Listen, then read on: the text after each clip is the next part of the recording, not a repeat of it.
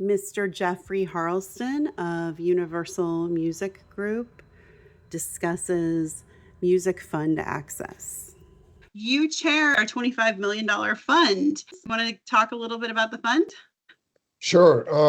This was a fund that was started in the wake of the activities that we all witnessed in the summer of 2020 with the murder of George Floyd and several others.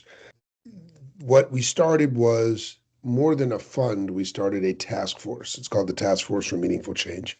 And the 25 million that you're referring to is funding for that task force, funding not to operate the task force, but funding for the task force to actually use philanthropically to support initiatives that are affecting the Black and Brown community related to music. And what's so important about it is, and what was so evident and remains evident today, but was so pointed at the time of the summer of 2020 was with all of the issues that we have in our country relating to issues of race and culture. The music business is unique in the sense that we have a very, very challenging history when it comes to African American artists, and a history that's frankly very dark, and a lot of people don't want to really necessarily confront and come to terms with.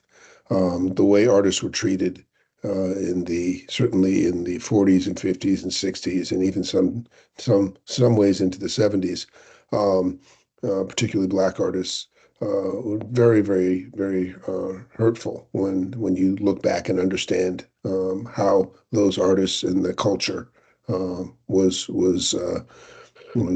relegated to a certain position within the music business. So that's kind of the mission that's behind the Task Force for Meaningful Change. That's what our task force is called. And the $25 million, no, it's not invested because it's there to give away. So we've been Who donated that money? The Universal Music Group gave the $25 million to the fund to allocate annually, and we've been allocating it about $5 million a year over the last almost 5 years, and we've tried to focus on different issues, whether it's education, whether it's housing, whether it's healthcare, and mental wellness. We did a significant unit on mental wellness and identifying individuals and organizations in those areas that are providing needed services and using the funding to support those organizations. And so you're teaming up with like nonprofit organizations and absolutely nonprofit. Yes, 100% nonprofits.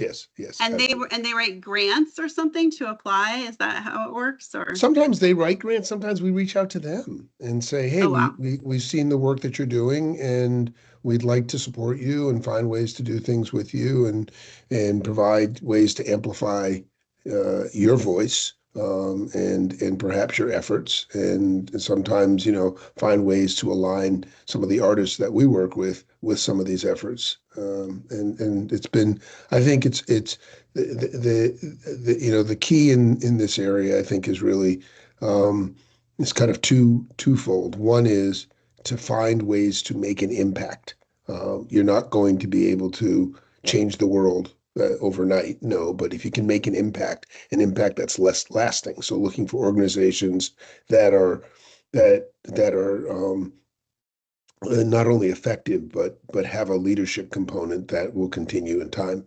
And the other thing is to really try and address the needs that can advance the cause, so to speak, and the condition.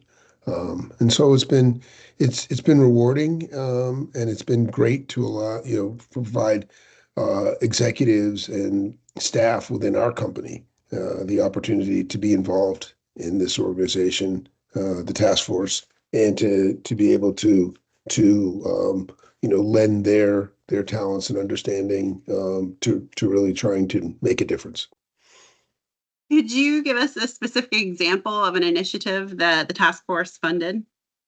Sure.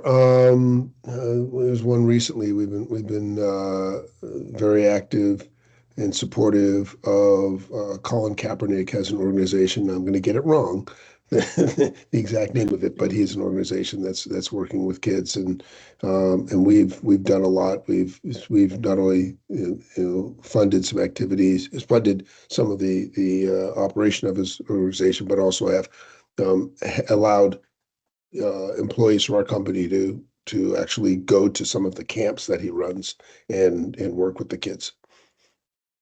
Great. All that euphoria after George Floyd, all of that, wow, maybe we should take a look at things and re-examine things. All of that is gone. So it was nice that Universal has this $25 million fund, and I respect everybody on this call. I respect Jeff, and I respect him for being here. But the truth of the matter is that that will not cut it. And long term, I think everybody knows that. I think the business recognizes that as well. This is going to have to be some sort of reckoning for it. 15 or 20 years ago, we were approached by the Rhythm and Blues Foundation, which is a very interesting organization that is still holding on, thank God, but really exists and started by Ruth Brown and others many, many years ago.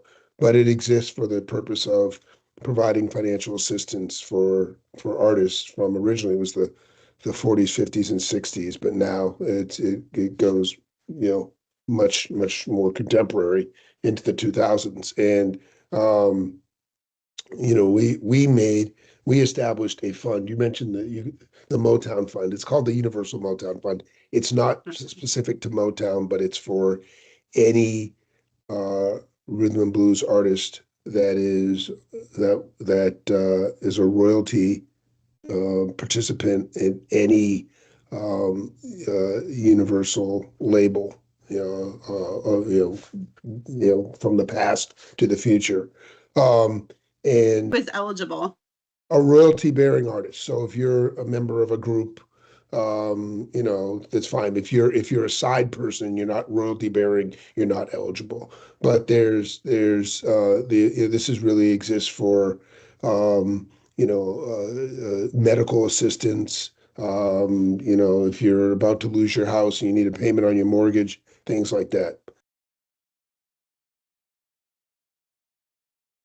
I guess, Jeff, my question to you is there something that outlines how you qualify? Yeah, absolutely. There's documents, and what we recently did was the foundation has been hanging in there, and on the heels of the summer of 2020, Warner gave a significant, or maybe it was Sony. I take it back. I think Sony made it significant. They created a bit of a fund themselves through the R&B Foundation, and the R&B Foundation then made an agreement with the National Museum for African American Music down in Nashville, and so that's they provide the administrative backbone for this. And I can tell you because I get requests probably 4 times a week or so from various artists that there's a very robust artist request and grant making for various issues. I mean, there's even provisions for burial and funeral related assistance and for surviving spouse assistance.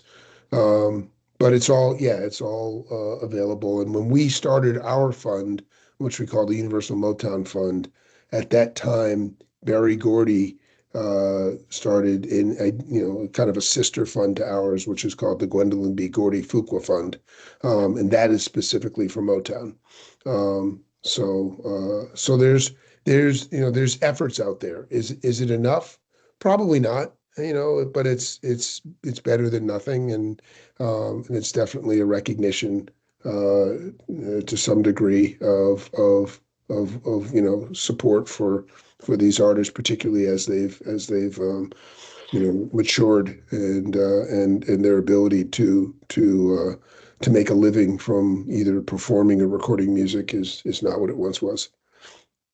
Is there somewhere we can direct viewers? Reach out to the National Museum of African American Music. It goes by the acronym NAMAM. And so they would have and the criteria. They have all the criteria, yeah. Excellent. We appreciate your contributions. Beauchamp Corporation recently recorded a panel discussion on Black music rights featuring Bernie Lawrence Watkins, an Atlanta attorney who represents major recording artists, Southwestern Law School professor, expert witness, and veteran Kevin Green, as well as Jeffrey Harleston, who's the head of legal at Universal Music Group, plus royalty auditors and damages experts Candace Chestnut and Cedar Beauchamp. Please look for a link to the full discussion.